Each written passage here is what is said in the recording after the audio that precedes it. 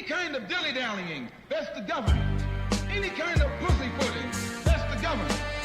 Any kind of act that's designed to delay or deprive you and me right now of getting full rights, that's the government that's responsible.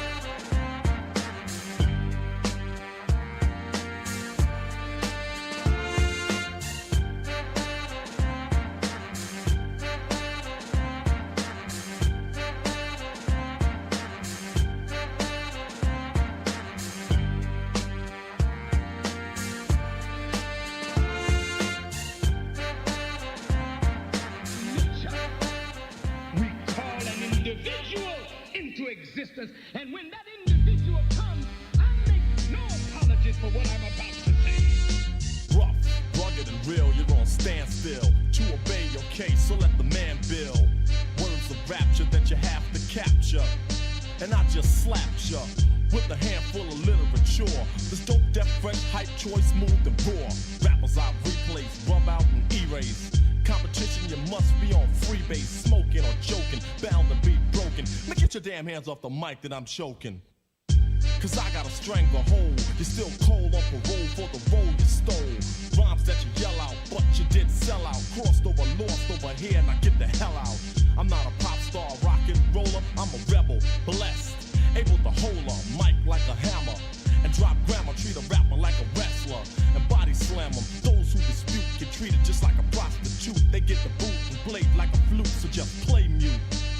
Don't even whisper, open your mouth to speak and I'ma dish your ragtag and dog. Put you in the morgue because you're petty, confetti, and not ready to rock steady. In other words, you're half-stepping, tiptoeing, get going. Because my weapon is not a 9, a Uzi, or a shotgun. But when it come to hype rhymes, I got one. Just like the album is still the same. Long live the cane, ain't a damn thing changed. I still get ill and kill at will and build the skill to fill your grill, so don't tell me you're real.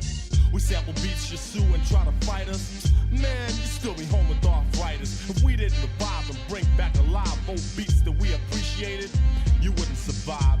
You'd be another memory to us. Ashes to ashes and dust to dust. So understand the way that I live, that's positive. And the message I got to give is a benefit for you and me. I'm talking about P-E-A-C-E. The chosen one that has turned the new leaf. I got gold teeth and they don't chew beef. No pork on my fork, strictly fish on my dish. The cane fallen victim, sucker you wish. I flow like water, slaughter, put you out of order. Floored ya. Rappers are ragging and tagging and snagging and bragging to be on the bandwagon. But I'm the last dragon with the knack to attract the pack. So just get back. I'm young, gifted, and black.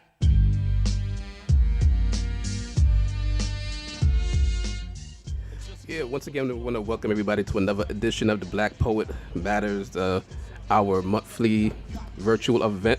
So once again, we thank everybody for joining us this evening, and hopefully everybody will, well, not hopefully, we know everybody will enjoy the show this evening.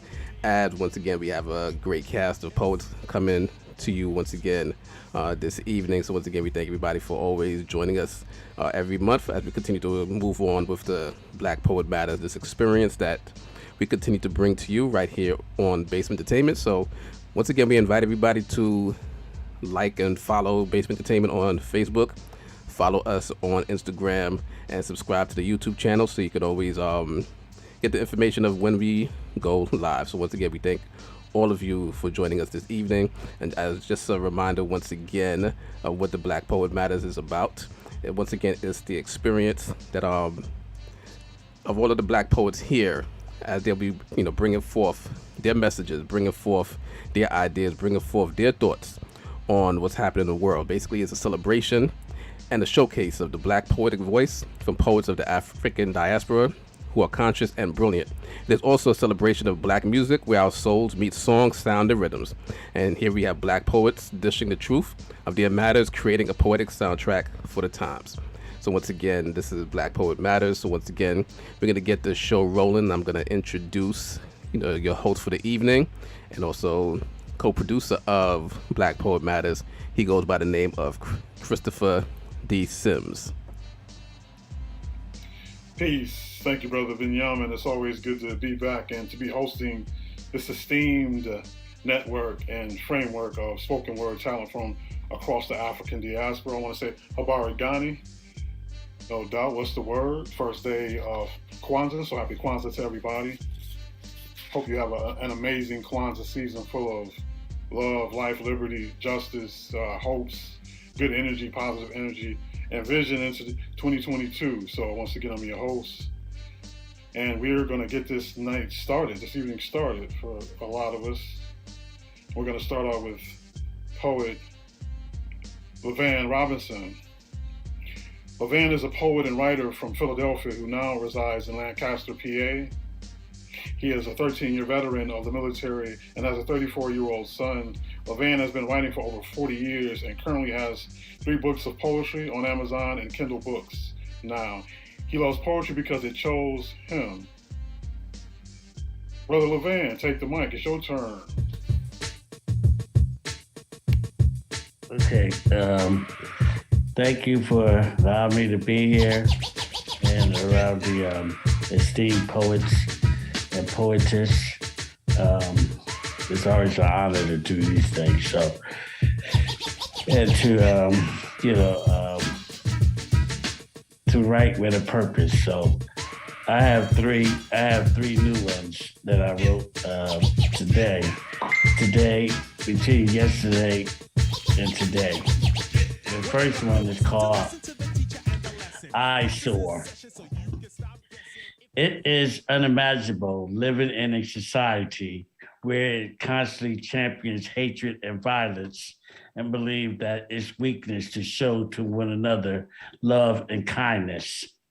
Its total lack of sympathy is an unethical behavior that leaves a very bad and nasty taste that only those who perpetrate this relish and savor.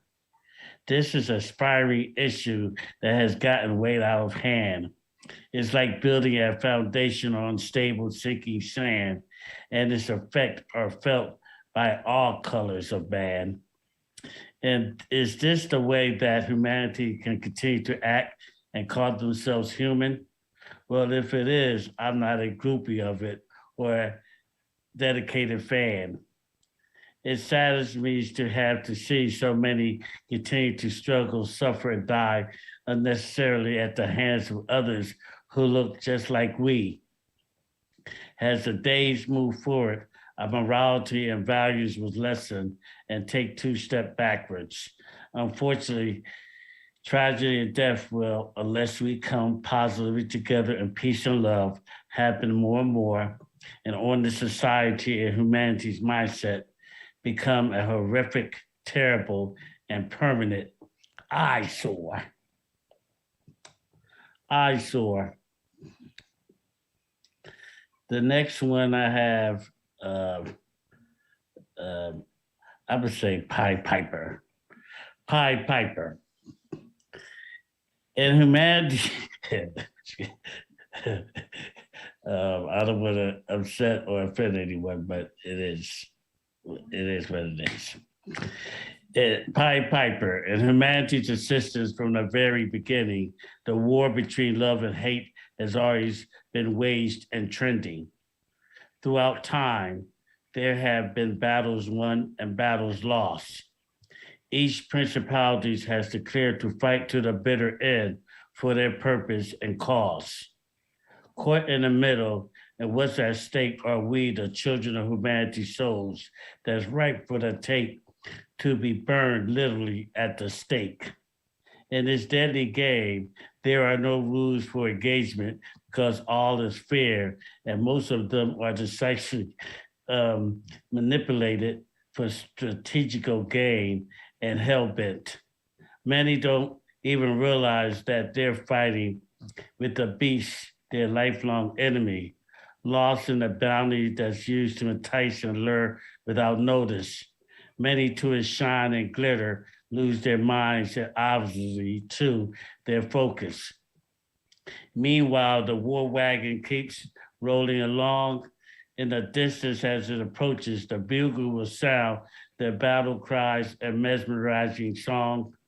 Like mice to the Pied Piper, many will be led to fall eventually to their death and demise. Please, children of humanity, prepare thyself now and trust within you the power and strength which greatly resides. Pied Piper. The last one I have is shit don't stink. Shit don't stink.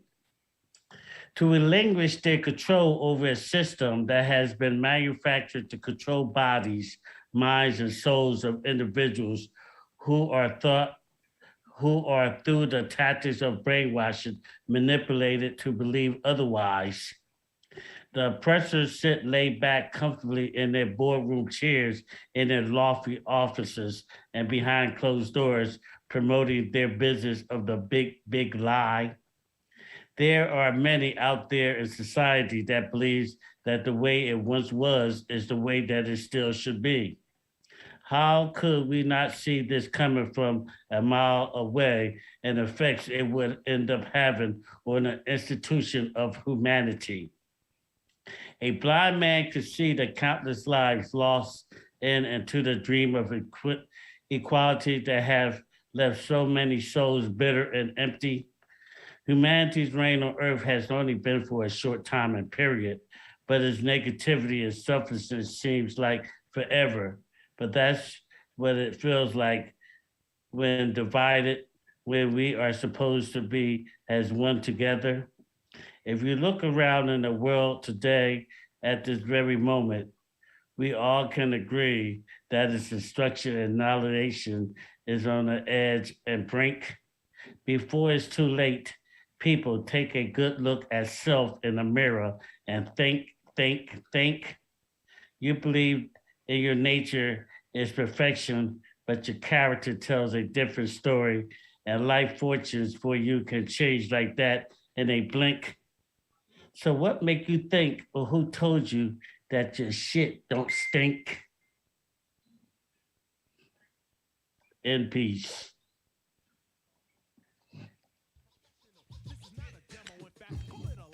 Great job, Brother Lavan. Straight fire. Thank you, brother. Straightforward, straight fire, like the sister Econzi said, no doubt. Always my pleasure.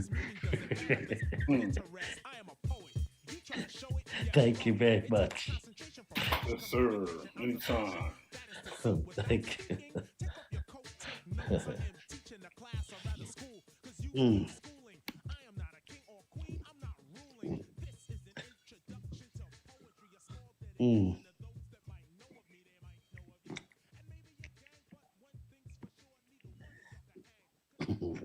You got some music going for us, Brother Benjamin? No, go ahead.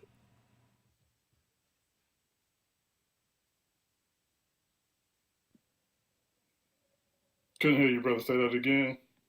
No, I was saying go ahead. I don't have anything playing. Ah, gotcha. Thanks. All right, up next, Sister Econzi Musa. Econzi Musa is a mother poet who works avidly in the community, assisting with resources, skills, and employment. She started putting her matters to page over 25 years ago and watched her writing grow like blooms in pen. In 2010, Econzi was a featured artist in rhythm and rhymes for Fresno, California. Born in Fresno, California, she is a longtime resident of Oakland, California. After an extensive break, she is returning to the scene without apology. Sister Econzi, the mic is yours.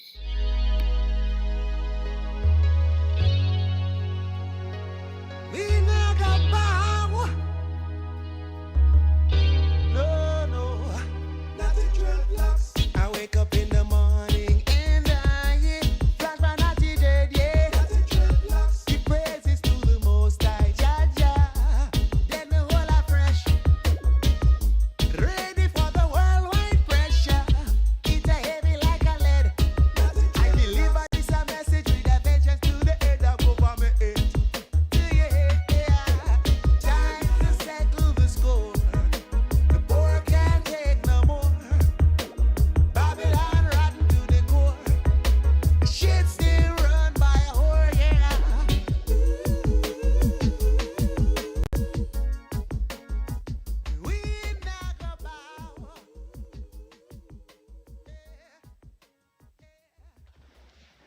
Good evening, everyone. Thank you so much for taking time out to watch Black Poet Matters and to check in on our matters, to show your support and your love. This has been some trying times for us the last 2 years, and I'm just praying for everyone to stay encouraged, stay motivated, stay prayed up, continue to do the things that are healthy, that make you feel good, because these are trying times. So I hope that any of the messages today is something that can be a benefit to you. This first piece is entitled Beware of Your Illusions. Beware of your illusions. They build foundations to stack your disappointments on. Riding high on what you want to see until the rose-colored lenses are gone. Then, when the reality of things finally set in, our human nature says to pray harder to bend. All the while, the signs have one by one been plastered to your face, until one day you free up from denial. You're fighting for the wrong one to be in the wrong space. When you pray to Yah for guidance on a decision, it's not good to ask if you don't intend to listen. Regroup, recoup, release yourself from the bondage of illusions. Focus on the work Yah created. Hurdle the delusions. It is what it is. That's what it's always been. When we lean into our own understanding, we reap the harvest of that sin. If what you're dealing with is not bringing you more peace, re-examine the details and what's in your ability to stop, cease. Love thrives in a place of peace and a spirit of unity. But if your great relationship only exists in your mind, that's borderline insanity. Snap, snap, snap, snap out of that dream. Especially when the reality is showing you an opposite thing. Torah.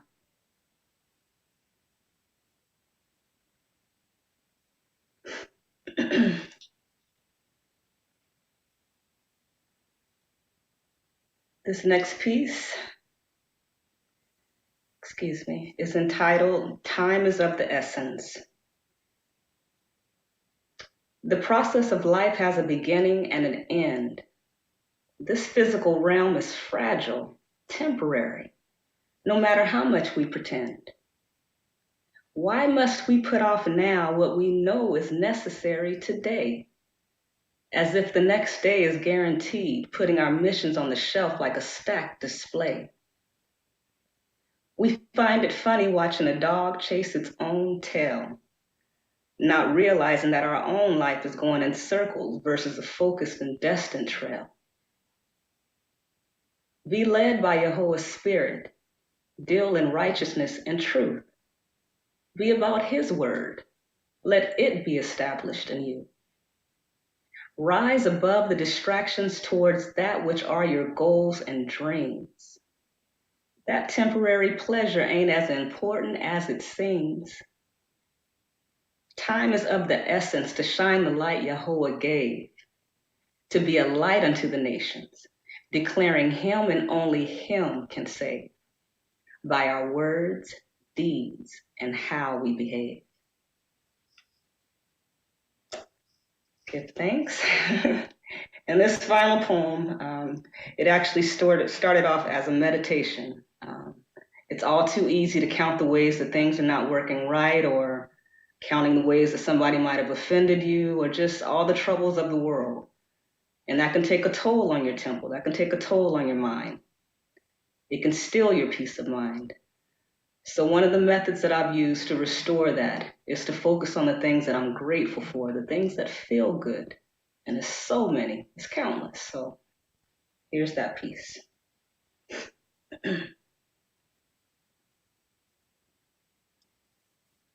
Why should I feel discouraged.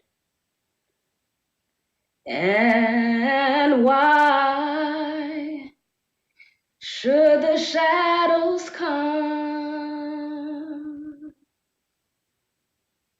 Why should my heart feel lonely and long for Zion and home? When Yahweh is my portion,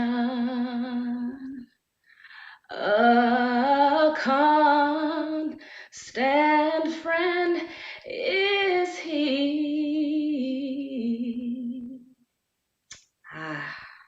I give thanks. I give thanks for all things Yah has gifted. His miracles are abundant, inducing our spirit to be lifted.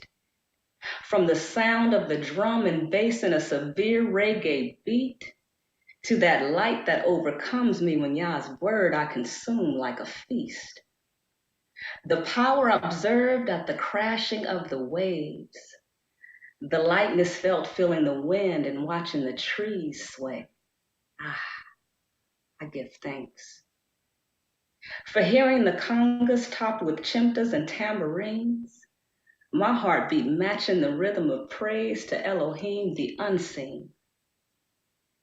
For love that reaches the core of my being. The source is you, Yah, not the person I'm seeing.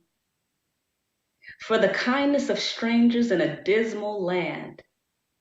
For the blessing of being a lending hand. I give thanks. The sound of the rain, the thrill at the thunder, the feeling of safety knowing it's your wing I'm under. For the fragrance of the flower and the beauty at its sight, for the magnificent sunsets reminding me of your might. I give thanks. For the nourishing foods you blessed us to eat, for the works at hand and satisfaction of defeat. All praise is due to my God and King, for his blessings are countless, seen and unseen. Keep it as your Tov Me'od, very well meditation. Reflect on Yah's sufficiency and great supplication. Let's give thanks. Let's give praises unto the one who made us all. Let's give thanks. Let's give praises unto the King of Kings and Lord of Lords. Give thanks. Give thanks. Give thanks. Torah. Give thanks, y'all. Blessings. Fire sexes.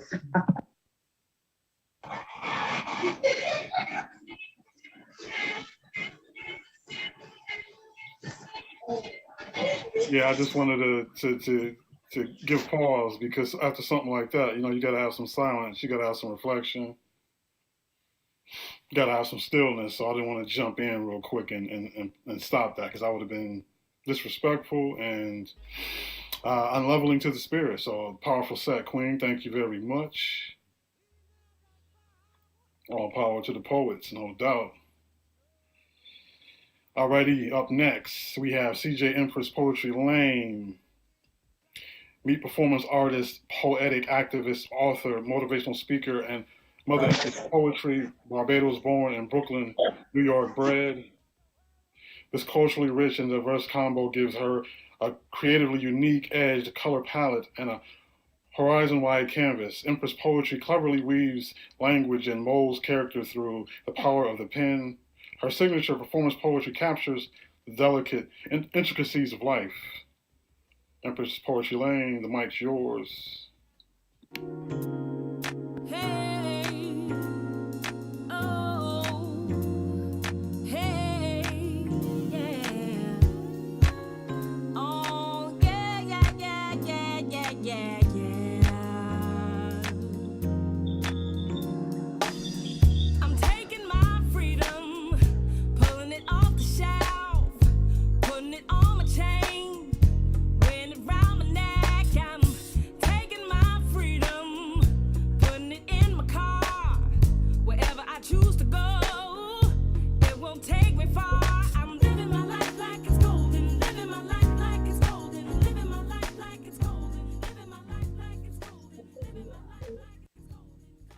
Good evening, everyone. Good evening, and welcome to Black Poet Matters. Before I get into my set, I gotta give praise where praise is due. Sister Econzi, that was a fire set, and you made me change mine. So, let's see how this works out. So this first joint, I'm really just gonna flow over from her just and start by giving thanks. It's been a love year for all of us, and we're here. And on some level, we've made it through whatever journey it is that the creators put us on. And well, now at the end of this year, let's just, give thanks.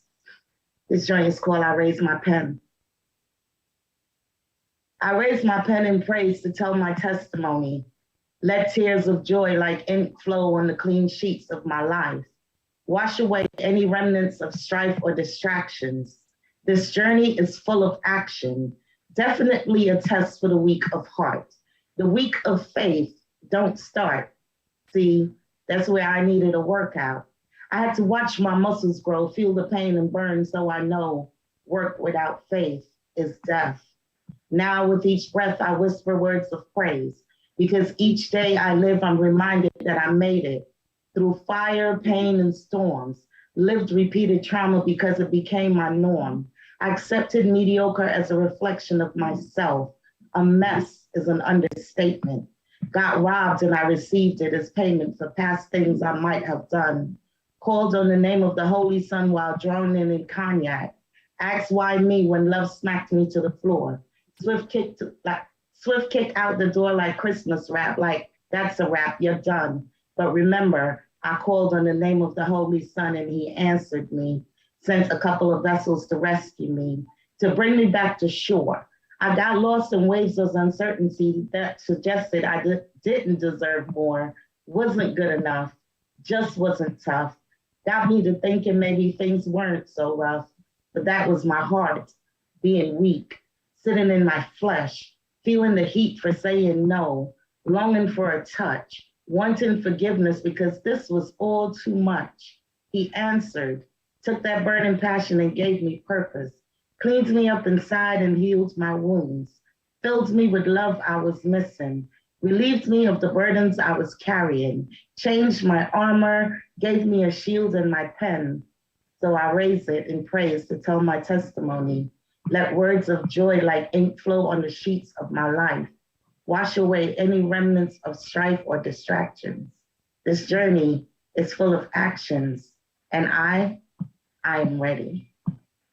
That's that piece. And my second piece, in the spirit of Kwanzaa,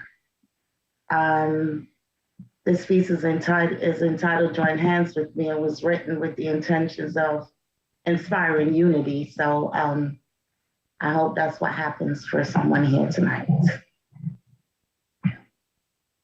Join hands with me. Let's walk these streets together as a testimony that love conquers hate, understanding resolves debate, and respect requires its return. Let's put our words into action, call for justice and peace, work alongside the police and find ways to help protect each other, demonstrate what it means to love ourselves as we do our brothers and create real community. Come, join hands with me. Let's walk these streets together so we can discover resolution and activate a plan. Unpack old beliefs so in unity we can stand, reform the conversation. See, I'm no mathematician, but I did the calculations. And by my evaluation, division plus subtraction multiplied by poverty does not result in equality. So there is need for correction that leads to equity. Feel me? Come on, join hands with me. Let's walk these streets together looking for proof that our youth are not lost. Identify what is missing, then replace it at all costs. Like the mom and pop shops that were proof of generational wealth, and the youth empowerment programs that strengthen their mental health, educational and vocational programs that actually put them on their path, support teachers and parents. Stop doing that political dance. Let's give them a chance to grow. Come on, let's go. Join hands with me. Let's walk these streets together and discover what connects you to me. Find foods, tell cultural and spiritual stories that show our similarities. Let's also discuss the differences and dispel the myths. Let's learn from each other in order to know who we are dealing with. Let's start there so we can understand we shouldn't have to fear each other. You don't have to look like me to be my brother, my neighbor, or my friend. Let's bring all this madness to an end. Change the gun laws. It's not that hard to comprehend. If we starve the beast, it dies. Let's go. Join hands with me. Let's walk these streets together as a pledge to our Creator, our families, and those families that cry, our communities, our friends and neighbors. Let's vow to one another. These bad habits will no longer be harbored. End the violence, end DV, end child abuse, end police brutality, end sex trafficking and those behind the drive, end classism, racism, and erase red lines, end discrimination, end homelessness, end hunger and fear, fix the mental health crisis, end hate, end hate, end hate. This does not have to be our fate. Let's love, let's help, let's not judge, let's not assume, let's correct, let's unite, let's admit. It's the only way we will end this fight, so join hands with me.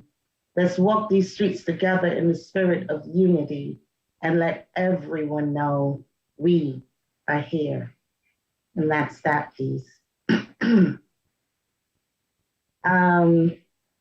Well, my final piece is, well, y'all know I gotta throw some spice on every last one of my sets, so here we go.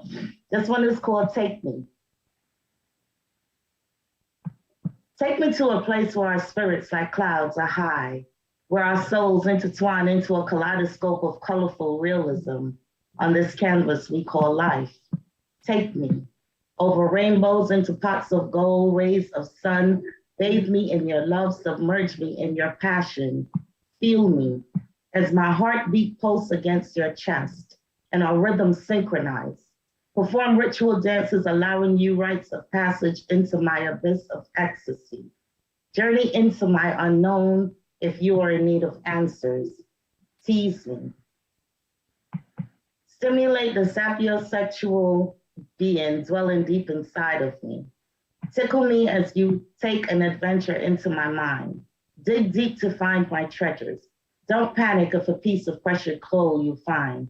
Wait until you see what's inside. Discover me, my fears, my dreams, my wants, and all that drives me. Learn that in my weakest is where I find my strength.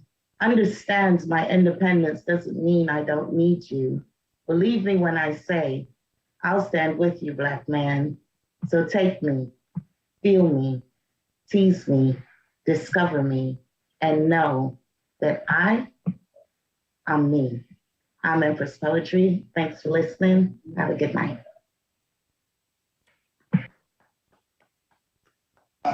Fire set, sis. Bless it. Thank you for that set, Empress Poetry Lane. Appreciate you, Queen. Wishing you and all the poets here a beautiful rest of the year, no doubt. Power to the poets. Up next, we have brother Stacey Williams from Newark, New Jersey, hip hop sci-fi geek. Everything he writes is to glorify God. He has a book called Sneakers on the Cross, a book of poems about convention with the streets and God. He has been on the college radio stations and also has been on New York radio station WBLS. Brother Stacey, the mic's yours. Okay, I'm sorry, can y'all hear me? Yeah, we can. Okay, here we go. I was asked to write something I said about what made me think about my prayers to God. And in silence, God said, what? Without words, he said, be more specific. And with my words, I asked for forgiveness. Again, without words, he said that I see. You don't believe what you read. I told you, I done thrown all your wrongs away inside the sea. I said, okay, God, but what's my next step? In silence, he said, I want you to start believing what you read. It's good to memorize and also visualize, but you must have action for your faith to come alive. Is it going to be another year of your complaint about the same thing? Stacey, it's time you learn. Procrastination, pleasing Satan. That's the first one, y'all. Let me try to get to this next piece. I'm trying to hurry up, forgive me. This one here is just based on Christmas. I'm in my 50s. I love Christmas. It's real to me. I knew Santa wasn't real because the projects didn't have chimneys. But in the streets, it was a lot of love then. Pit bulls was reindeer, and our drugs was banana pudding. I remember one time my mother lost her Christmas bonus. She lost it outside. It was an envelope with a whole bunch of hundreds. She was going to use that money to buy gifts for us. And like gift wrapping paper, on the inside, she was torn up. I went outside to wipe away my tears. Then I heard a yell from the ground. It said, Stacey, come over here. It was the money. It sounded yelled. It was wrapped in a rubber band like my little sister's ponytails. I love the projects where I grew up in Newark, but to take wrong said that would be cruel. To take that money, it would be stupid. The snow spoke to me. I heard heaven laugh. What fell out of hers now was inside your hands. Let me fast forward some decades. Not that much hair is left. Plus, I'm so fat, my stomach hides my chest. But Christmas is a time I sincerely love it. My son said, Dad, don't get me nothing if it's not inside the budget. My daughter always tells me, if you can't get gifts for us, I just remind myself all that you do for us. Christmas to me isn't just a gift. Through love from others, for me, is an example of who God is. And I'm going to try to do this last one, everybody. I was walking, I didn't know where I was going. It was the middle of July, but it was snowing. So much bad things been happening to me lately. It's causing so much harm.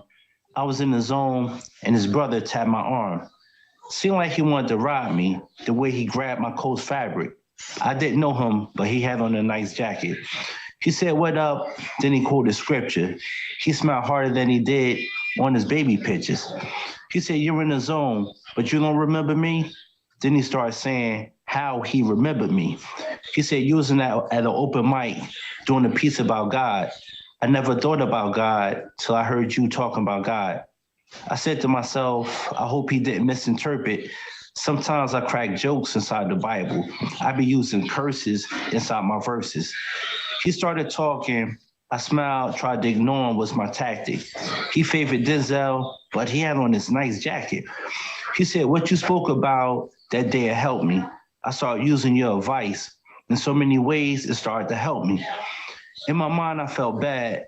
What I wrote, he got a different meaning.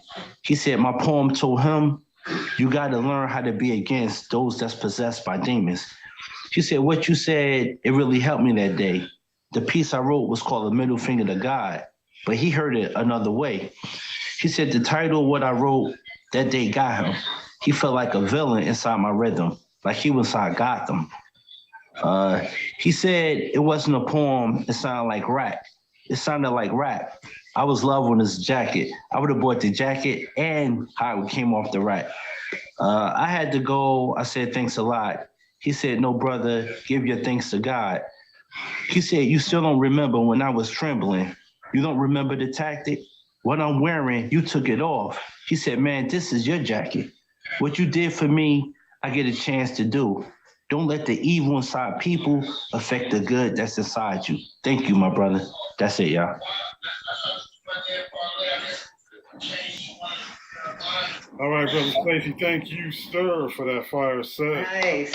Storytelling is always on All right, point. Brother Stacey. New Jersey is in the building. Thank you, sir. Sure. Thank y'all. Very nice. All right, that wraps up the first set. Fiery set, beautiful poetry. Lots going on in the matters of Black poets. So up next, y'all know what it is. Brother Benjamin on the ones and twos to give us some music. All right, Benjamin, it's on you. Amen. You better cave women, Neanderthal, troglodytes.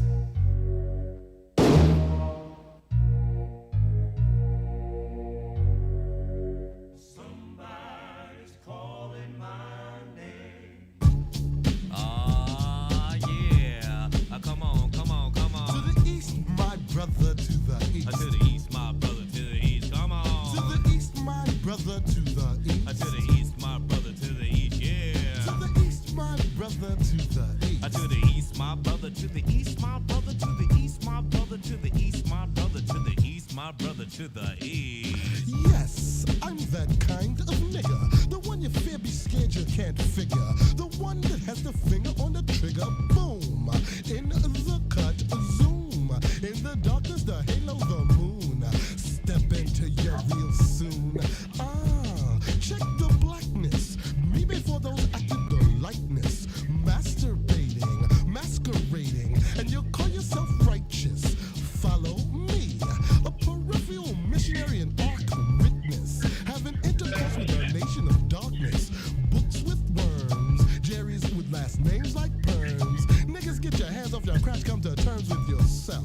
If you don't get any bigger, pink caddy driving black boots stomping, yes, I'm that kind of nigga. Brother J, what you say? Brother J, what you say? Brother J, what you say? Brother J, what you say? Yeah, I'm just a pro-black nigga and I'm doing this. And you just watch me clock me to see if I continue this. In the ways of the caddy, I survive like a pimp. No Jerry curls, wave perms or crimps. The ever nappies gon' set in the mood. I'll raise my fuel for my firm attitude. Walking through the streets with my war cry spear. Certain folks know what means doom when they hear my firm black boots and no spurs attached. But let me give a second cause I might detach ya. My black boots if you confused. I lose my peoples in the word you choose. For right or what's wrong or man what you think. Except my black, so how the hell you just pink? And yet you wanna be down, clown. So then you wanna be down with the bunch of odd. So be a keyboard crew. You nest the walls with your blue hair too. Radio weapons, news at 11. Give a S6 or systematic tricks. And that's why I do what I do. See how I feel so you get it on the real. I testified, my mama cried. Black people died when the other man lied. See the TV, listen to me, double trouble. I overhaul and I'm coming from the lower level. I'm taking tabs, show enough stuff to grab like shirts and it hurts with a neck to wreck. Took a poll cause our soul took control from the education of a TV station. But look around, here go the sound of a record ball, boom and pound. When I shut them down, I shut them down. I shut them down. I shut them down. I shut them down. I shut them down. I shut them down.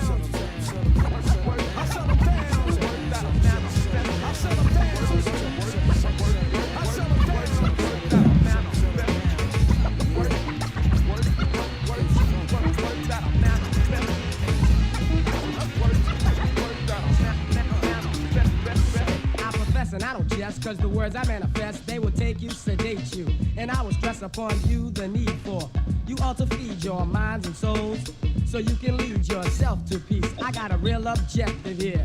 I am effective here, cause I select a clear method for all. Suckers I maul, they fall and crawl into the pit of purgatory. I go for glory, I'm taking inventory, counting all the tough luck ducks while I narrate, relate and equate, dictate and debate, cause my fate is to be co-making history. I use sincerity, but I'll still bury the doubts and questions of all the skeptics. I'm kicking clout and I'll even bet this is true. There's nothing so-so, cause I know right about this minute I'm in it, admit it, I did it for you. Cause this is what I'm into. So chill while I instill that we almost fulfilled the proper mission for us. And yo, this is a must. To these lines of my rhymes I attest. Huh. These are the words that I manifest. I manifest.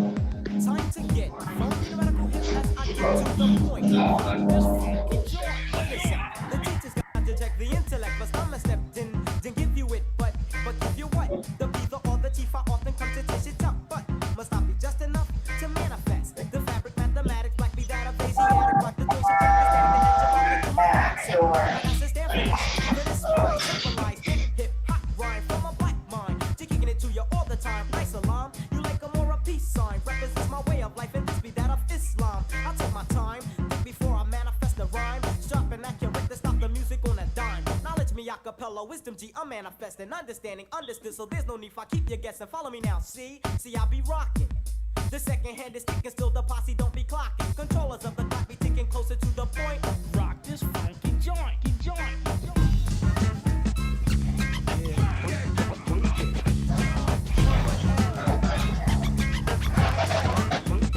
I hear the beat is swinging over. My name was David Ruffin. I toast to them CDs like English muffin. Don't worry about a thing because the fool was never bluffing. I get headaches from the whack, so then I take a buffin' and I max. I wait until the opportune time and then I tax. But should I max? That is sinning is for sinners, so I guess I'm not a sinner. Beginners for beginners, so I guess I'm no beginner. This is how I spark it. Money in my pocket when it comes to having pleasure. I get hard as a rocket. MC Grand Pool coming through all the residue. The songs are main classics dating back to the Babalu. My boys they call them op. The fools out of the jock and I can think of many episodes I swung in Lincoln Park. No, I'm not a phony and I got a tenderoni. Left the way she is not too fat, not too bony. Don't drink, shake, I won't sink like a tank. I knock the boots off a certain Casablanca and I thank her. Some rappers stink like Engelbert Humperdinck. Better yet, Dick Cavett. I got a bad habit similar to the girl when she's got a habit. I think with the brain and I wish behind a zipper. I'm living kinda good, similar to Jack Tripper. A landlord named Roper did a show at the Copa. When I'm finished with this, I'll be paid like Oprah. So if honey wants to act fly, I'll just play like Guy and I'm stick out your thumb and hits, cause you've been cut off like a light switch. See, I'm programmed to slam with the summer, spring, or fall. Before I do a show, I get some kicks out the mall. Then I get my gear and I give Trevor a call, cause he works in the barbershop right behind the mall. Other rappers try to rob me, but you know they got dead. To put it blunt, honey, I shrunk the kids. So bookers back off, break north, here comes the regulator. Betcha that's a fine one.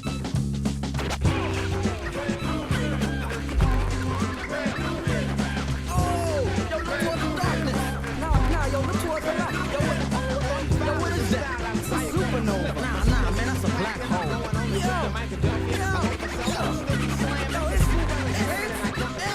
I leap over lies in a single pound. The Black Prophet, one day I got struck by knowledge of self. It gave me super scientific powers. Now I run through the ghetto, battling my arch nemesis, Mr. Ignorance. He's been trying to take me out since the days of my youth. He feared this day will come. Trail, but sometimes he slips away because he has an army. They always give me trouble, mainly hatred, jealousy, and envy. They attack me, they think they got me, but I use my super science and I twist all three. I see sparks over that building, they're shooting at me. I dip, do a backflip, then I hit him in the heart with sharp steel bookmarks. Ignorance hates when I drop it, but no matter what he do, he can't stop the prophet.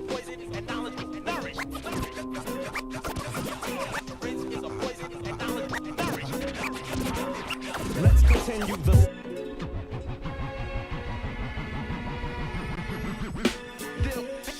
Yo, just relax. Take it easy. Slow down. I had this friend of mine. Just, he was moving too fast, you know what I'm saying? I told him slow down. He said the sun don't chill. I said still, you gotta just appreciate life. Just sit back. Don't let it fly right past you. No matter what going on, I'm still getting mine. No matter the year, no matter the place, no matter the time. It's like I'm fighting for freedom. Writing for freedom. These record company niggas I don't like when I see them. My ancestors when I'm writing I see them and talk with them. Hoping in the promised land I can walk with them. Shitted on so many rappers, it's like I'm in the star with them. But less concept, stark rhythm, paid dues, brought wisdom. As legends fall, my godmother answer heaven's call. Preachers' daughters get fucked in the Reverend's hall. MC's reckless eyeball, why y'all wanna go and do that? Must've thought I was solo, the name just ain't the U-act, no more. Still together, like in a ghetto photo with one nigga in the chair. Holding liquor in despair, gang signs in the air. I shine in spaces when time is just a glare. Hold the mic like a memory.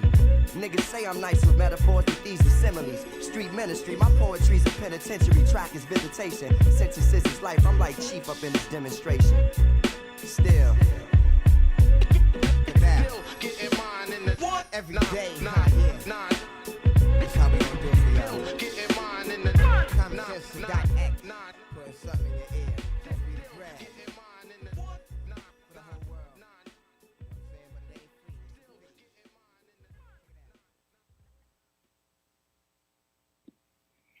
All right, y'all, give it up for Benjamin B for that fiery set. That hip-hop dopeness, no doubt. Brother Benyamin. I don't think the world should know about your skills on the ones and twos, bro. I know we already know, but they finding out, no doubt, especially through the Black Poet Matters platform. So, yeah. Google Benyamin B to find out his other ventures and how he gets down. So, back at it. Welcome back to the second set of Black Poet Matters, number 17, and officially the last session for 2021, and we're jumping into 2022. So, looking forward to that. We got MLK Day coming up, MLK Weekend coming up in January, and of course Black History Month in February. So stay tuned to the Black Poet Matters franchise for more. Up next in this first set is Sister Ruhamah Yisrael.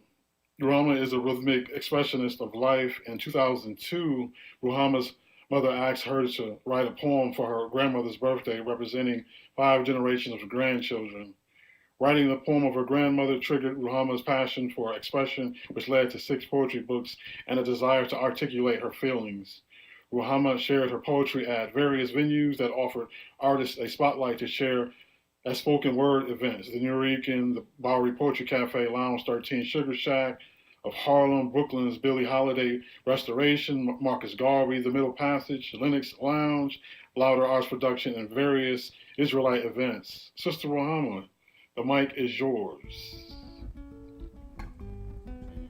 I gotta find peace of mind. I know they're not recording. Oh, you're muted, Queen. We can't hear you. Peace of mind. See, this is what that voice in your head says when you try to get peace of mind. I gotta find peace of mind. I gotta find peace of mind. He says it's impossible, but I know it's possible. He says it's impossible, but I know it's possible. He says there's no me without him. Please help me forget about him. He takes all my energy. Good evening, good evening. It is so wonderful being back. It's so wonderful being able to join the other poets. They're phenomenal fire tonight, as they usually are. Always, always. But I am so happy, as everyone knows. I've been absent for a while, but the Most High graced me with life and with all of you presents. And I am so glad to be joining you tonight. So I'll make it short as I can. We know my thoughts are very long, but I am sharing with you something I was blessed to write about the brother and sister that shot up the grocery store in Jersey City. It moved me to write this piece. So I'm going to share this piece with you. It's called Set Up Shop. It's just another sabotage, a setup so bullets can be released on Israelites praising the Almighty God. The chosen of Yah are being sabotaged because they're teaching the youth their history and who they truly are. Reflect when you claim assassination, because Israelites are not a hateful nation. They don't kill in retaliation. Even though some may view it as a validation, it's not exercised even in their frustration from the time of their origination. If they have no choice, it's everyone for themselves, self-preservation. But if you reverse the situation, Blacks' elimination have always been accepted and sealed on the USA legislation. But this brother and sister in New Jersey went on a psychotic spree that could have been pre-planned. Anything is a possibility. When they retaliated by imitating the ones they learned hostility from who truly hated, false accusations were claimed. that they were connected to the Black Israelites to make the Israelite nation share some of the blame. Play a 2-for-1 game. That's a damn shame. No one opposed or verbalized their opinion and defense as a recourse when Black families were shot, stabbed, hung, peeled, burned, and pulled apart. Whites only rejoiced. When the Christian KKK played night games for sports, picnic, pick a nigga was their game of choice. The glorified perpetrators were pleased about their captured game, dead or alive. There was no remorse. Killing a Black man was a daily sport that was legally endorsed. They proudly took pictures using the newspaper as a publication source. For hundreds of years, 400 years have passed by, and things are beginning to change. Brothers and sisters can't take the abuse and murder anymore. Therefore, they are becoming deranged. Some may feel that their assaults weren't nearly enough for a justifiable change, but the millions of Black women, children, and babies killed in USA for greed, confiscation, and monetary gain. Regardless, murder and genocide are wrong.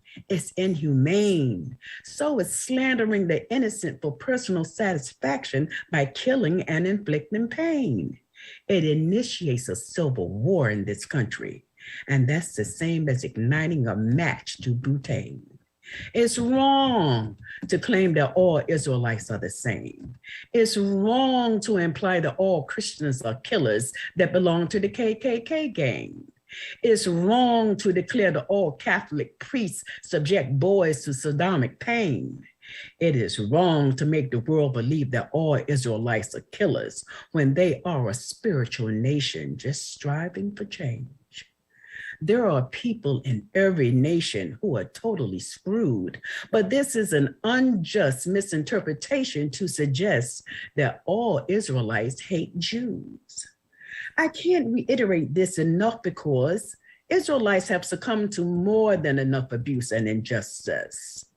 Israelites' defense is the Most High, the God of creation. They're atoning to return from a spiritual damnation.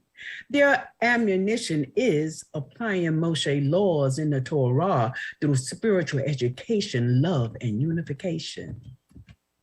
Israelites are prioritizing to reach a righteous elevation, not waste their positive energy on destruction and deterioration of a fallen, abominable Babylonian nation.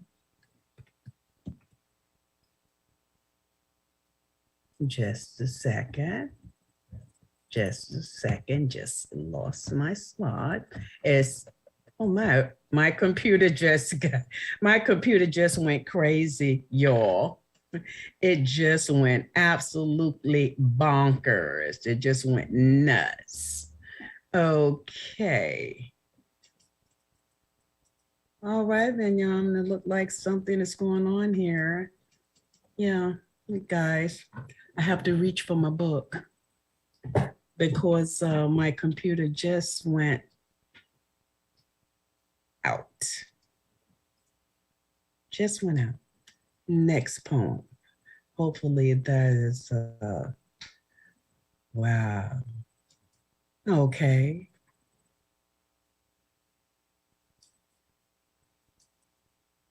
Wow, it's going through my computer, something happening, and it looked like my computer is being, okay. So since my computer is I think it's getting a virus. Yes, it is. It's getting a virus. So I have to finish this because I have my books. Thank God for books, y'all. Thank God for books. So I have to finish this in my book. Okay, set up shop. I'm sorry about this, but it must be completed. It must be completed. Where I stopped at was, There are people in every nation who are totally screwed, but this is an unjust misinterpretation to suggest that all Israelite hates Jews. I can't reiterate this enough because Israelites have succumbed to more than enough abuse and injustice. Israelites' defense is Yahweh, the God of creation. They're atoning to return from a spiritual damnation. Their ammunition is applying Moshe's law in the Torah through spiritual education, love, and unification. Israel are prioritizing to reach a righteous elevation, not waste their positive energy on destruction and deterioration of a fallen, abominable Babylonian nation. Their godly Israelite pursuit is not discord. They are gathering the youth to teach them the truth and how to develop a relationship with the Lord to sever their Babylonian cords before they are destroyed. Israelites are trying to repent for forgiveness to go abroad and return home to Israel, a promised land awaiting them, guided by the Spirit of Yahweh, the Almighty God. Thank you so much. And this glitch this time, this is a computer thing. It's eating up my work. What can I say? I don't have an Apple, but that is that. Okay, my next poem is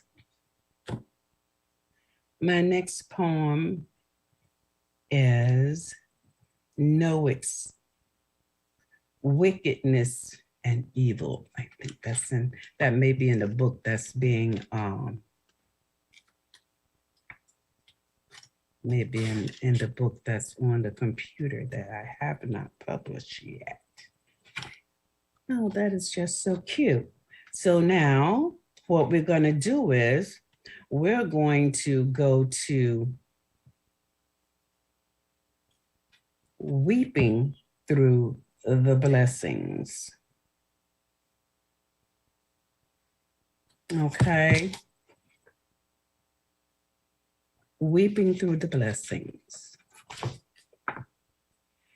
Yahweh, my creator, Almighty Father, the power of all that is, I call upon you because there is no other. Your sons and daughters' conditions are getting worse and surviving is getting tougher. Their breathing is stifled because they've been stabbed in the jugular. Father, your children are fed feces and programmed to believe that it's sweet, creamy butter. They're sold contaminated food and told there is nothing else, but it's good for their physical health while they are housed in the gutter.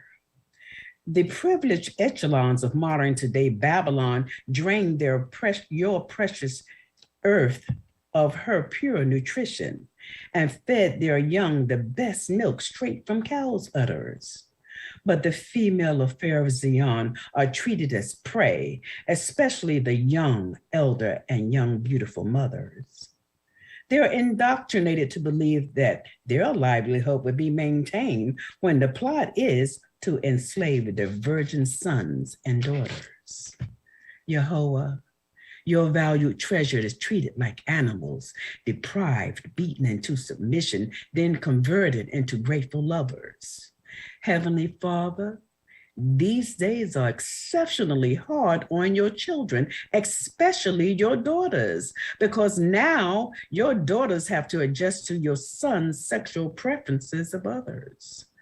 Their lustful desires have also gravitated to men, including their own native brothers. How much more can your daughters take? They've been violated, unjustly discriminated, targeted, incriminated, insanely abused, traumatized, and raped. Yet some degenerates feel that your daughters have no valid reason to feel victimized or saturated with hate. Yehovah, it is said that you won't give your children more than they can take. And you, Almighty, don't make mistakes. The Zionesses accept their struggles and being disparaged.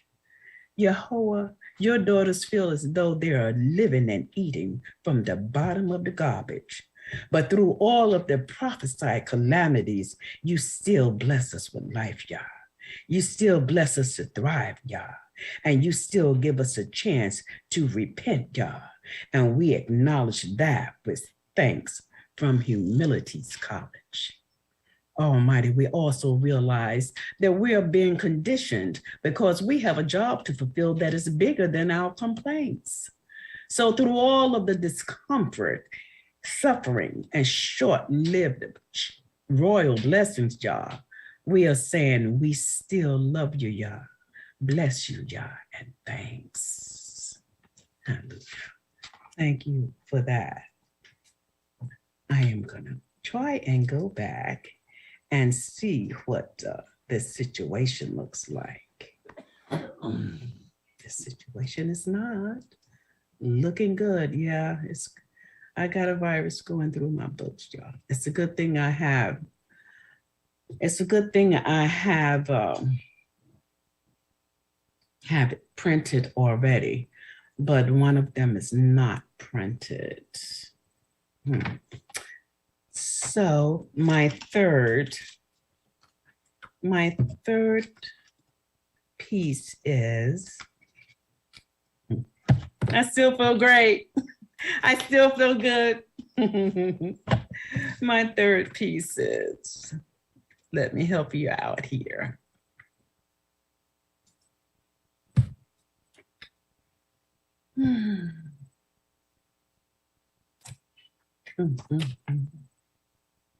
Okay. All right. I won't make you wait forever. We'll just toss in and see what happens. The Tyrant. I wrote this piece in 2017 when Mr. Trump, I will put Mr. in front of that, became president. And when he became president, I wrote what I felt and what I saw. So it's called The Tyrant. America has a tyrant in the big seat, alternating previous laws to dominate us. He's egotistical, arrogant, and ominous. He's financially secure, but he's also supported by old money, the gods in which he trusts. His friends are the influential white supremacists who governs this country. They're the pie in the crust. They secretly wear the 3K garments that represents hatred, ignorance, greed, and prejudice. When the president-elect was confronted by newscasts and questioned about his prejudices, it was denied, but he lied because when he was running for office, his prejudiced opinions were boldly publicized. Not only is he prejudiced against Blacks, he's prejudiced against the poor and anyone who's not replicating him. Fact. The exemplary leader who previously held the presidential office escaped repeated attempts of execution. He stood firm in his belief of worldwide peace as a resolution. Unfortunately, the Obama medical insurance plan wasn't totally approved by FDA. It intensified the white supremacist progressive revolution. The medical insurance plan attacked the FDA overheads pocket like an antivirus intrusion. To retaliate, Blacks and other minorities across the country was unjustly profiled, arrested, then sentenced to serve years of slavery and newly built government institutions. The new jails needed bodies and the surrounding townspeople needed employment. It was a perfect solution to replace and realign the FDA officials' pockets for medical products that were previously denied for their profits and distribution. This is how fights against Blacks and police against minorities escalated. It never stopped, therefore it never restarted. Since the previous president, medical insurance wasn't discarded, the FDA experienced a financial decline. So by any method necessary, Black lives on a massive scale were bombarded. The system enforced a new gun law and to legally confiscate our hidden defenses to disarm us. When the majority of Blacks realized what was truly happening, we retaliated because it alarmed us. Instead of total compliance, we became rebellious because the police and National Guards were ordered to kill us. It was a tactic used to remind Blacks that they had the most ammunition to instill fear in us. So our Black Judas leaders were sent to infiltrate us, to bogusly participate, to derail us, to keep a trail on us. As a combatant to our unwillingness to submit, the world witnessed our young Blacks being murdered in the streets and our elderly being killed in their homes by the police illegal entries. It was villainous. It was a move instigated to start a civil war among us. Or was that another inserted subliminal diversion to play on Blacks' consciousness? Because now, thanks to the tyrant, other countries are so heated at USA that they may start bombing us. In the meantime, the tyrant presently occupying the chair is saying, trust us, while the authorities are continuously and maliciously abusing and killing us. But the system needs to accept the fact that the people are no longer oblivious. Black lives do matter. Fortunately, the tyrant who is in the big chair will not revisit the days of latter when Blacks were abused and hung with their heads served on a platter. That big seat may be available sooner than anyone expects. Until then, get ready for America's biggest train wreck. And that's exactly what happened years later. Not funny, but that's what happened years later. And that's my third set. Thank you so much for the patience. Loved it. Thank you so much for the patience. Now I am going to, well, my computer will let me do this. I'm going to introduce the next phenomenal poetry speaker. Oh, Ruhamah, before you begin, that was funny. Who says that what you said was not funny? That was funny. That's what happened, and that was funny. Thank you. Yeah, it was. I said, wow, that actually years later actually happened. But I saw that. All of us saw that. So this is going to be a train wreck, clearly. But thank you. I am now going to introduce a phenomenal poet. His name is Christopher D. Sims. Christopher D. Sims, I met Christopher D. Sims last year. I was so blessed to be able to join the poets, and they accepted me with open arms. I was so happy about that, and I've been so happy to join them since, every chance I get. But Christopher D. Sims is a spoken word poet and activist from Rockford, Illinois. A 3-time slam poet champion, he credits the Black arts movements for his understanding of what Black art is and for his revolutionary way of thinking regarding poetry and activism.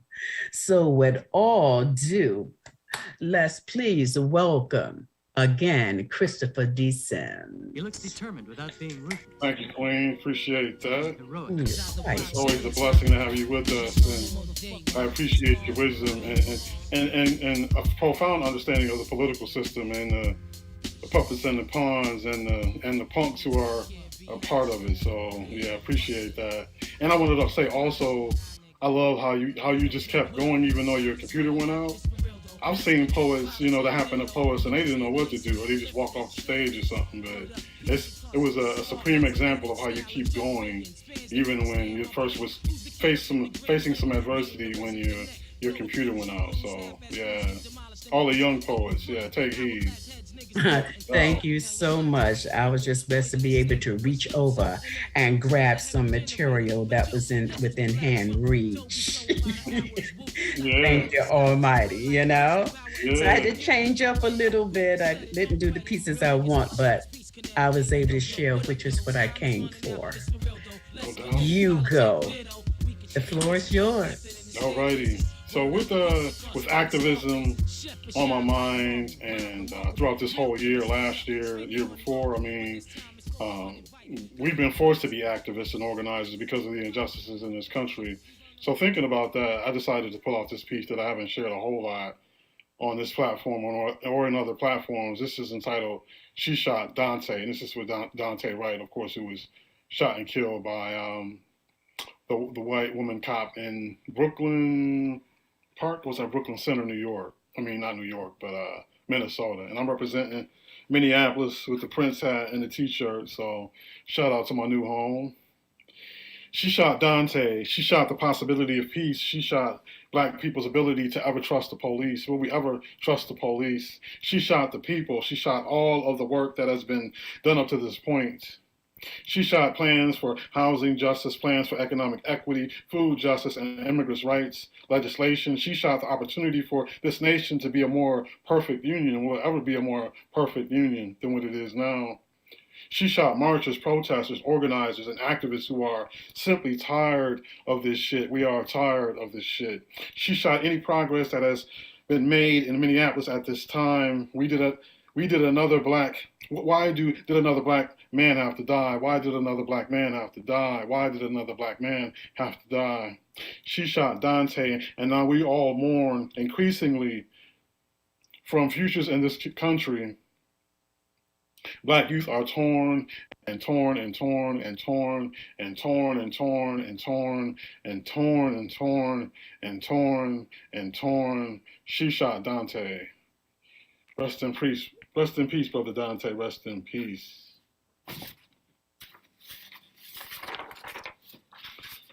Up next, I think, I haven't shared this piece in a while either. This piece helped catapult my activism in the environmental justice movement. This is entitled "The Return of Earth She." The earth has returned. She is living, breathing, realizing her breath was leaving. She was needing for us to remember her worth, to recognize her worth all over again. We used to be her friends. We used to help her heal us, help her heal us, help her heal us. And then she lost all trust and faith in us. She lost all trust and faith in us. She has returned saddened. However, she's empowered by this new commitment that we are signing on to, She wants you, me, and the rest of the human beings who populate this planet to never take her for granted again, If she is dying, then who wins? If she is dying, then who wins? If Earth is dying, who really wins?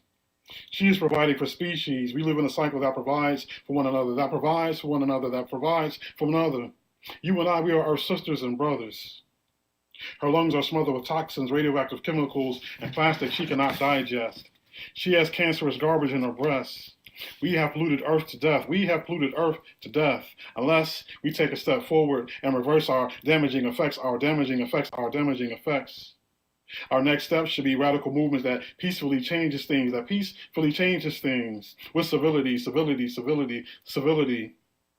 We have the ability. Earth is alive. We cannot let her die. I want my Earth back. I want to take each of our solutions. We all have effective contributions. We need to turn our passion into action, execution, drum circles, live spoken word theater, or even getting arrested. We are all a collective that can't be defeated. Immediate action is needed. What about future generations? Who is going to save the lungs of the ecosystem? Toxic water slaughters the frogs and the fish. Imagine how much they wished we didn't pollute their habitats. Clean water, clean air, just imagine that. We need our Earth back. She returns. We need our Earth back. It is her turn. And that's that piece. The return of Earth She. Probably in my set with this this piece that I've been sharing for some time now, and it takes I edit it and turn it into different ways to be an activist or to enact that activist spirit. We need powerful, empowering poetry. Poetry that promotes positivity. Poetry that encourages people to progress. Poetry that gives birth to revolution. We need poetry that puts on black dashikis, black pants, and black boots. Poetry that rises to raise its fist to run after the oppressor to oppose their rendering racism or sexism. We need poetry that challenges the boys in blue. Poetry that kicks butt when we sit back and say, hey, get on poetry. Poetry that gives birth to revolution. Black folk need poetry that gangsters the grime in the ghetto. Poetry that gathers gutless women, guiltless children, and graceless men to guide them back to greatness. Poetry that disintegrates crack and evaporates alcohol so we don't continue to fall into destruction. Poetry that gives birth to revolution. We need poetry. This world needs poetry that puts an end to poverty, to starvation, to homelessness, to AIDS, to cancer, to dehumanization, to mass incarceration, to gentrification, to prison privatization, to policing children in our systems of education, to unjust detention, to criminalization of those seeking immigration, to death during migration, to the horrible border situation. Poetry that gives birth to revolution.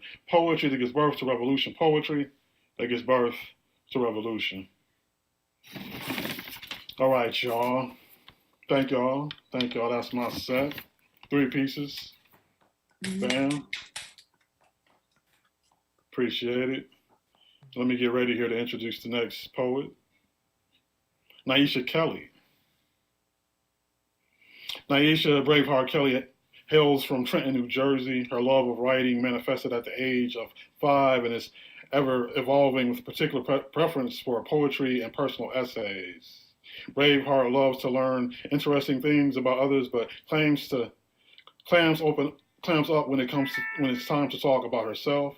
She loves to read for it inspires her writing. She is an avid learner, so she thoroughly enjoys reading new and interesting articles and books. Neisha, the mic is yours, Queen. Hello all. This first piece is dedicated to my mother. Black women scare me. They scare the hell out of me. If she is strong and confident, I feel powerless and weak around her. The more secure she is, the more terrified I am. She intimidates me. Her strong presence gives me the chills. I don't respect her, I fear her. Black women scare me. Their beauty is breathtaking and their powerful vibes give me pause. Black women scare me. My mother scared me for years. Her strong presence kept me on pins and needles. I never saw her sweat nor drop a tear. I knew her anger all too well. When it seeped out, I ran. I went into hiding until that powerful beast went away. I didn't know how to take her. I was always praying I didn't make her mad. Black women scare me. Don't piss her off, ever. The stronger she is, the more I dance on eggshells. She is superior to me, and I am not worthy of her love. Black women scare me. I feel inferior because I lack confidence and strength. I lack emotional strength. When I cry, I feel so weak. And although I'm sensitive, being vulnerable makes me feel weak as well. Black women scare me. She scares me because I so badly wish to be just like her. I want to ask her how to get you so strong, but I'm afraid her response will crush me. Black women scare me. Wait. Ain't I a black woman? Should I be stroud and prong too? Should I be strong and proud too?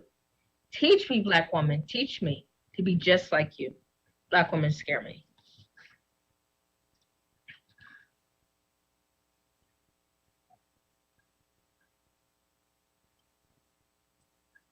My next piece is, thank you. My next piece is called Darkest Hour. It's dedicated to those of us who are still in the struggle. I'm a bipolar mess. 1 minute, I'm on top of the world. The next minute, the world is on top of me. How did I get to this place? More importantly, how do I escape? I escape the intrusive thoughts in my head, or the impulsive ones that urge me to do things that I know are inherently wrong. You think I want to be this effed up? You think I want to be a loser? You see, when you struggle with the confines of your mind, you tend to suffer silently. Each episode leaves you decimated.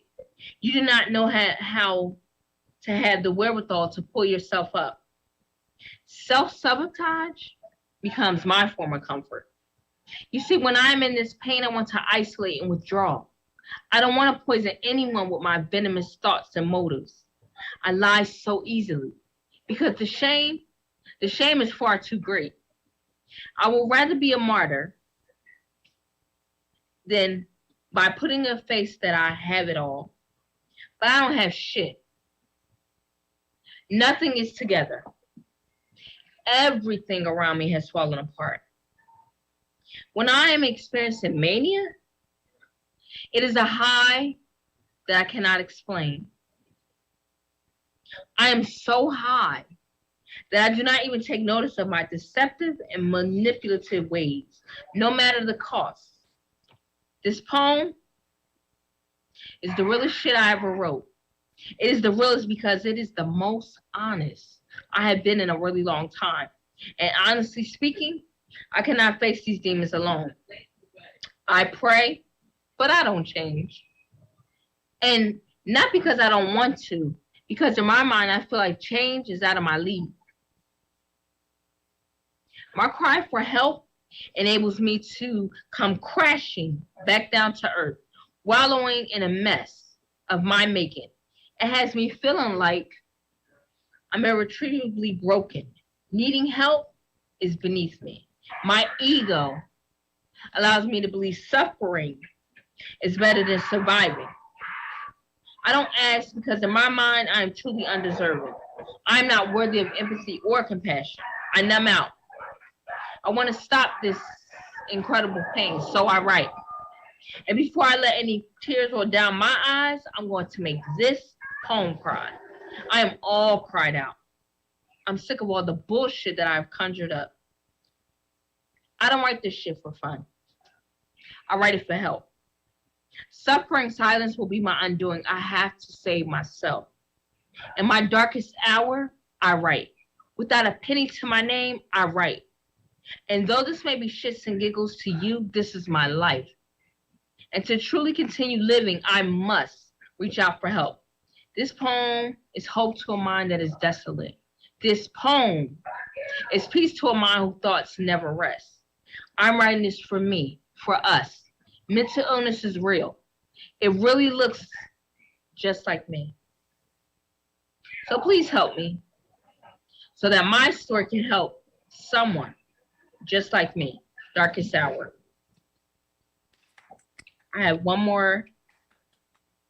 Whew. I have one more. I'm sorry, y'all. I just, saying this sometimes, like you write it and you feel how you feel when you first write it, but then you have to reignite those feelings when you recite it again. Tales of a Misfit.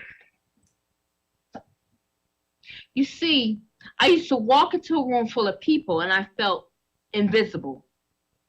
Drowning in a sea riddled with life rafts, an awkward Black girl, teased because of my vernacular, teased for being both articulate and intelligent, teased for not meeting my culture's brand of beauty. You see, I used to walk into a room full of people and feel insecure, whether it was my lazy eye or less than stellar sense of style or my socially inept ways. Girls would always view me as a mere nuisance, especially when I spoke.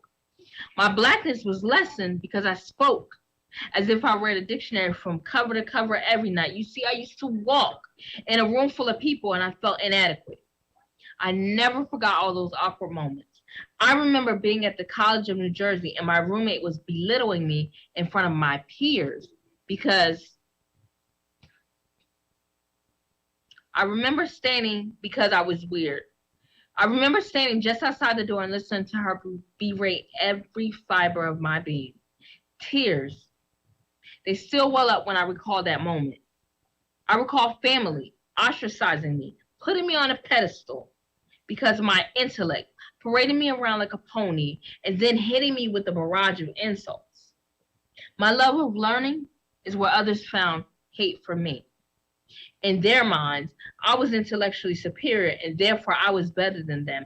Or at least, that is what they thought I thought. I used to walk into a room full of people, and I felt inferior. All my life, I've had to fight just to be accepted. The word Oreo was often spat in my face. Black on the outside, white on the inside. That stung the most. I could never rest on pretty. Can I please freely flex my intellect? I used to walk into a room full of people and feel insignificant. I needed to feel something other than alone and afraid. I love learning new words. I love using them in a sentence. Just love me. Take me as I am. Inside, I lamented at being smart. I wanted to be pretty and accepted. I grew tired of being ignored by all. I was awkward around girls because I felt inferior to them. I was guilty of putting them on a pedestal and parading them around as if they were superior beings. They never gave me a second thought. I was never competition in their eyes. I used to walk into a room full of people and I felt unstable. Boys thought, because of my low self-esteem, whose scent smelled worse than a month's worth of trash, that I would be easy prey. I shut them down. I did not want to be that girl. I wanted to be liked, but not like that. You see, I used to walk into a room full of people and I felt insulted. Being a nerd was hard enough. I held so many secrets. I distrusted everyone. For everyone I trusted betrayed me.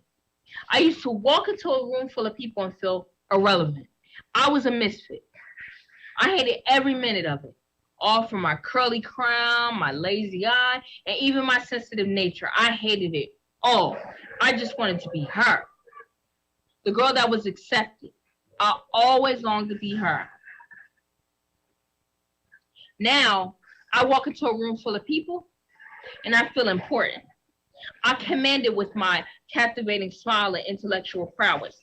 I can command the attention of men and women alike, even with my curly crown, lazy eye, and sensitive nature. Don't get too comfortable when I pass by. I may not be your brand of beauty, yet the careful observer is taking me in, accepting me as I am, and so should you. Now, I walk into a room full of people and I feel invincible. I'm no longer an anomaly. I am here, and I'm not going anywhere. I am a force to be reckoned with. I am ready. I have been ugly, awkward, sensitive, and lonely. What title will you give me now? I walk into a room full of people and I feel influential. I accept my brand of beauty, awkwardness, vulnerability, and how I make room for everyone in my life. Words no longer define me, for my actions do that. I walk into a room full of people and I feel invaluable. I am beautiful, and I'm not a one-size-fits-all kind of woman. Try me on if you dare, and you will never want to set me aside again. Tales of a Misfit. Powerful, powerful. Shoot, that was my therapy. Hey. Yes. Powerful. Good stuff, Queen, no doubt. Thank you. And I just wanted to say to y'all, I'm sorry before you go, Chris. I just wanted to say, y'all don't know, like I tell people this all the time, you have to keep pushing forward because you never know who you'll inspire. I've been going through so much that I'm like, I'm not doing the open mic tonight. 5 o'clock today, I was going to call and say, I can't do it. But I did it. And then I said, I'll just watch the Facebook Live. But something in me was like, you have to be in that room tonight. And when Sister Musa sung that song, and that was the song I was thinking about earlier, and then she sings it, because I'm like, when I get off the open mic, I have to listen to that song.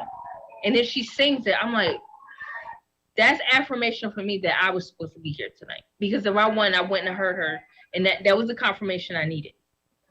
So thank you, y'all. Y'all don't know. Y'all just don't know. But thank you. We appreciate you. Thank you.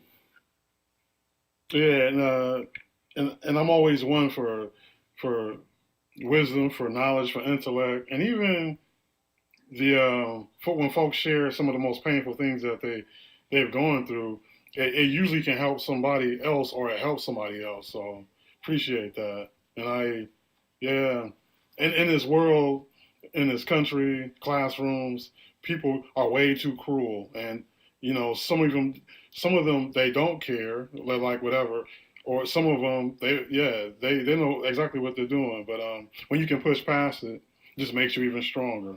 So thank you, Queen. Last but not least, Baba Ngoma Hill. Ngoma Hill is a performance poet, multi-instrumentalist, singer, songwriter, and paradigm shifter who, for over 50 years, has used culture as a tool to raise social, political, and spiritual consciousness through work that encourages critical thought. A former member of Amiri Baraka's The Spirit House Movers and Players and the contemporary freedom song duo Serious Business, he weaves poetry and song that raises contradictions and searches for a solution to a just and peaceful world. And Ngoma was selected as the Beat Poet Laureate of New York for 2017 by the National Beat Poetry Foundation.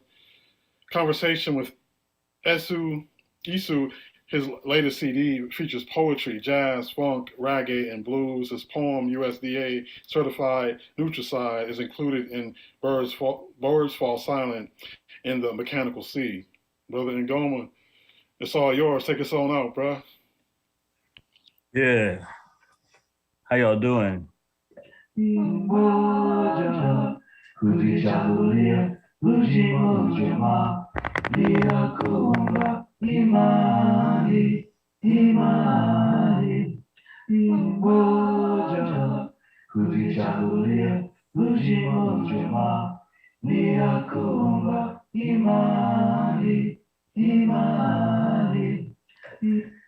I had to start with that since this is the first day of Kwanzaa.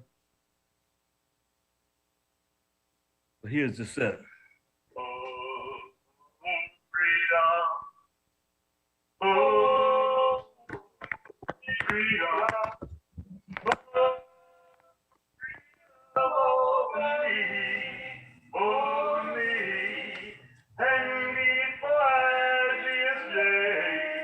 I'd be buried in my grave, and I'd fight for the right to be free. Where I come from back of the bus and colored water fountains. I come from segregated toilets and no niggas or dogs allowed. I come from segregated and unequal schools with hand-me-down books. I come from sit up in the balcony. I come from you can't buy a house in this neighborhood. I come from you can't eat at this lunch counter. I come from go around the back to get your food. I come from picket lines, bus boycotts, and fire hoses. I come from freedom rides, freedom songs, and jail cells. I come from we've been buked and we've been scorned. I come from we shall overcome.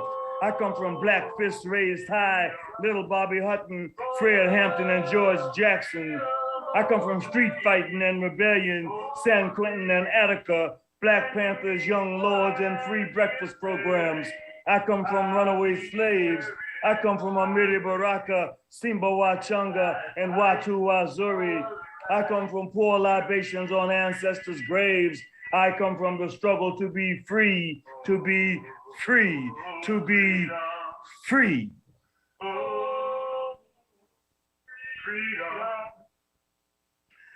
So, yeah, that's a piece from my new book. I didn't come here to tap dance. Yeah, that's what's up. I brought a friend along. She's my partner in rhyme. She's my wife. And I thought we should do this poem for y'all for the night. Flip this over here a little bit so you can see her. Yeah. Her name is Oshun Yoying Alake Farike. So give us some love. Brother Ngoma, break down the name of that title real quick for us, man. The title of the book is I Did Here to Tap Dance. And why did you name the book that title? because I didn't come here to tap dance. The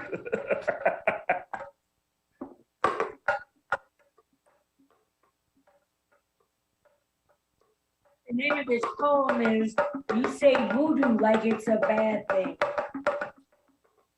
You say voodoo like it's a bad thing, like we don't believe in God, like we don't see God in everything, like we don't pray in hope and in devotion. You say voodoo like it's a bad thing, but we honor our ancestors, keep our families close, answer to the ancestors for any misdeeds. You say voodoo like it's evil, but good character and correct behavior are our main tenets. You have no idea. Voodoo means great spirit. Voodoo celebrates nature in all of its diversity. Voodoo understands nature and how to balance with its complexities. You say voodoo as if it doesn't work, but we use it and work with the divine forces, elements, and spirits to help our lives and our community members' lives. You say voodoo as if it were not real.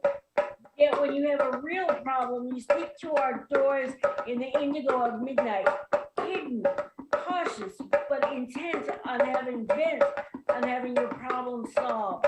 You say voodoo like it's a bad thing. You don't understand, don't want to understand. You forgive your pastors, ministers, imams, and priests as if their flaws and evils are especially forgivable. You overlook their perversions as if they don't exist. Yet you condemn our high priests as if they were in collusion with the devil, which we don't believe in. God Almighty rules everything and everywhere in our universe. You don't understand how we seek goodness in ourselves and each other. We have a very high standard we are held to that is beyond your understanding. You say voodoo like it's a bad thing. It is not. Don't accept the white Christian racist paranoid interpretation of everything African. See, discover, and learn the truth for yourself. Talk to those of us who know and practice our African ancestral tradition.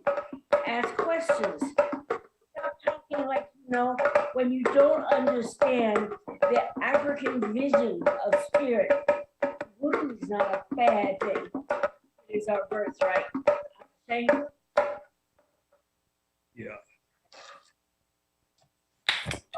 All right. That's the truth. Okay, here we go.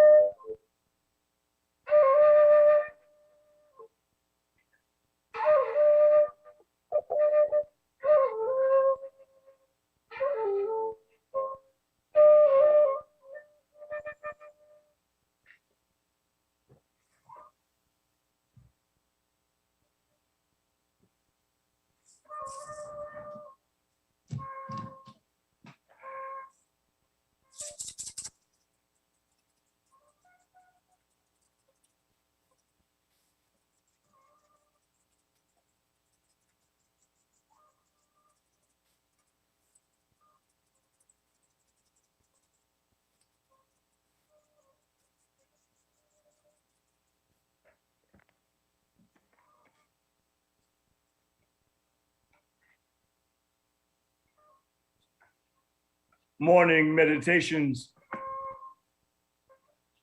Each morning, I go to my shrine room to pray for a legba to open the way. Oshala anoints me with clarity. Optimism eludes me. Reality stands in the way. So I leave offerings at the crossroad. Riding on a cloud of cigar smoke, I bring rum and machetes to the party. Obatala wraps his white cloth around me. From my enemy I am protected. The divination ordained me to speak truth to power. Shango brings the fire. Ogun's got my back with his shield of iron. My lantern is lit to bring darkness to light. Spiritually connected, the Egun guide me. They speak to me, so I translate. They say we must continue to fight the good fight. The victory is certain, but we must unite. They say not to fear, that time is on our side. We must pay close attention to the winds of change. All impurities from the earth will be purged. Only then will the voice of the oppressed be heard. Stand firm, listen to the oracle. Remember, in the beginning, there was the word.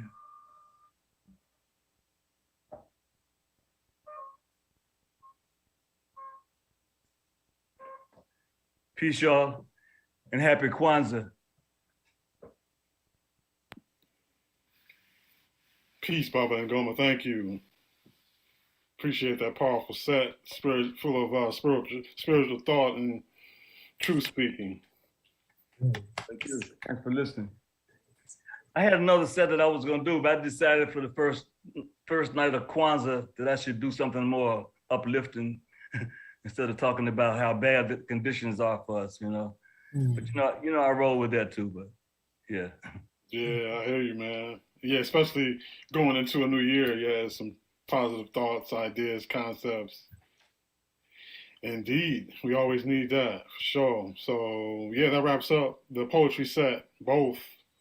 But we got Brother Benjamin B with his second set, and we out of here. So Brother Benjamin B, it's on you, Chief.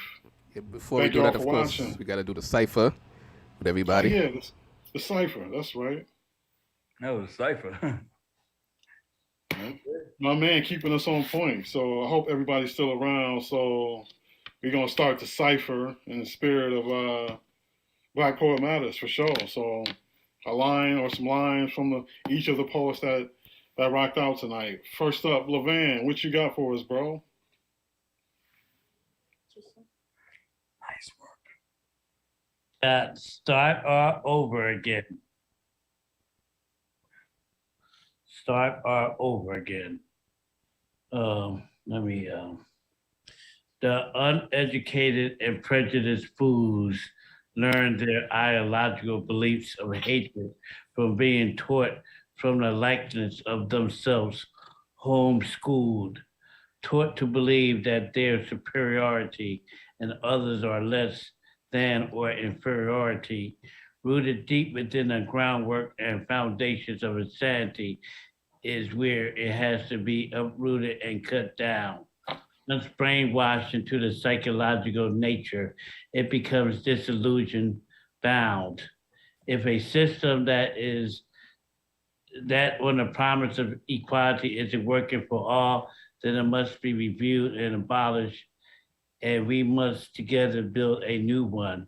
For the sake of all men, we must start all over again. Despite how far we came, there's so much more work to make this world better for everyone that has yet to be done. And peace. All right. Sister Econzi, what you got for us, Queen? All right. It is what it is. That's what it's always been. When we lean into our own understanding, we reap the harvest of that sin. If what you're dealing with is not bringing you more peace, re-examine the details and what's in your ability to stop, cease. All right, dropping that knowledge, that wisdom. Sister Empress Poetry, what you got for us?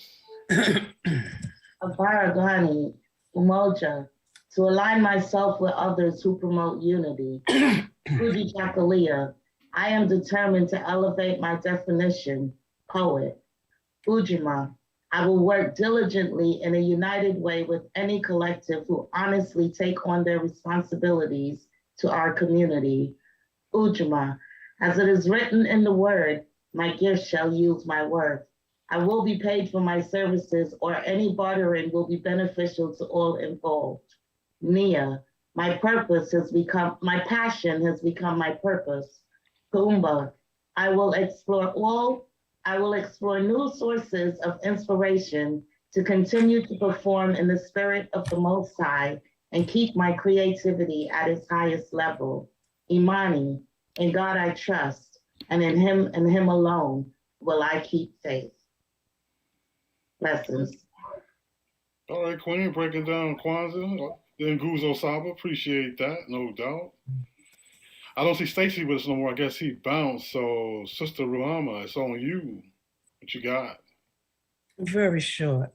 I want to thank the Most High for all lives spared on this day and every day that we defeat COVID. Ashe. It ain't hard to tell. I excel, then prevail. The mic is contracted. I attract clientele, but the way I spell, I dwell inside vocabulary to remain lyrically legendary, primarily excellence. My rhymes are evidence that this is a new testament, new times. Christopher D. Sims with a freestyle rhyme. Sister Neisha, it's on you. I finally possess the gift of goodbye. I realized settling is never an option for me. First, I let go because our chapters were becoming too tumultuous and I didn't want to lose the happy times. I let go because I knew someone else could love him better. I held on to the belief that if you love something, let it go and set it free. Fly, my butterfly, fly free. Second, I let go because I value and honor my worth. I cannot live a lie. I'm not a fantasy. The reality of who I am far surpasses anyone's confined concept. I am more than a pretty face and carefully sculpted thickness. I am a woman. I am a queen. Do not belittle me by placing me on your shelf of trophies. You will not tarnish me with dust of your lust and desires. I love you, but you did not love me. You forgot I had a voice behind my pout lips. Listen. My voice deserves to be heard. The gift of goodbye. All righty, fire, fire, flames, and fire. All right, brother Ngoma, take us out. What you got, sir?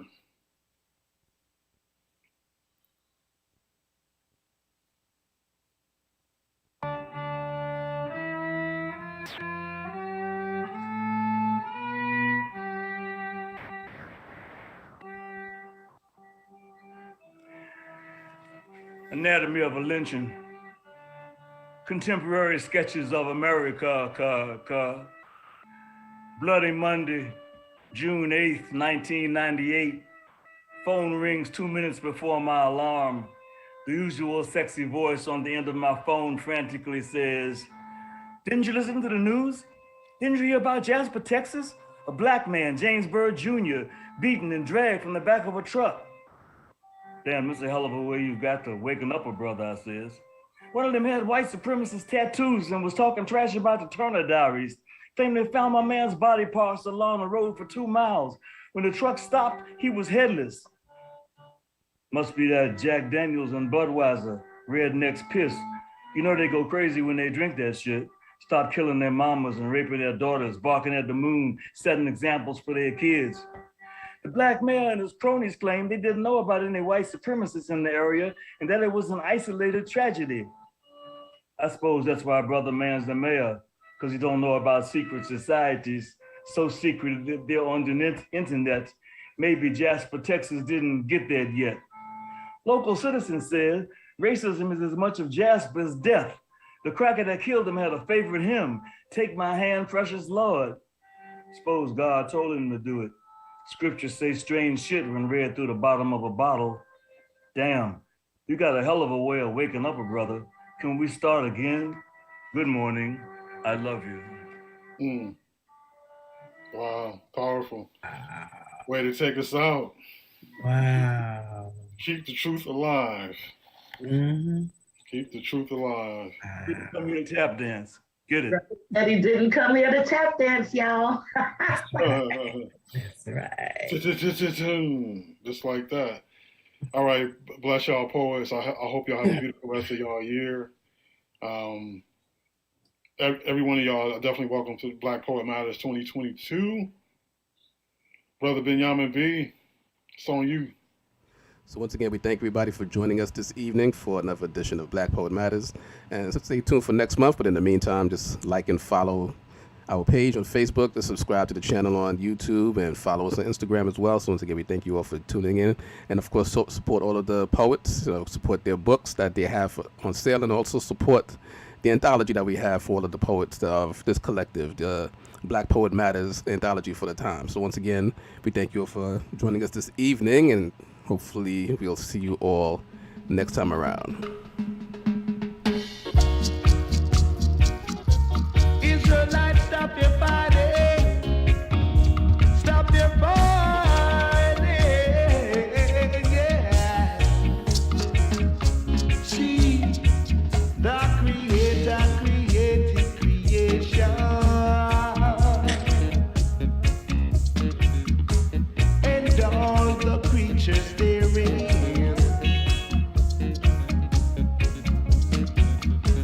To man he gave dominion over all the living things.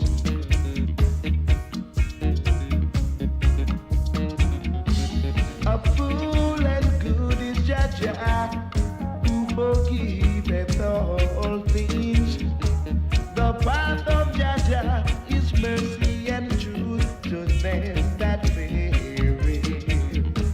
The path of Jah is mercy and truth to them that fear him. They that were in darkness have seen a great light, and they that saw the light defended the right. This is the generation of them that seek the light, who knoweth the truth and stand for the right.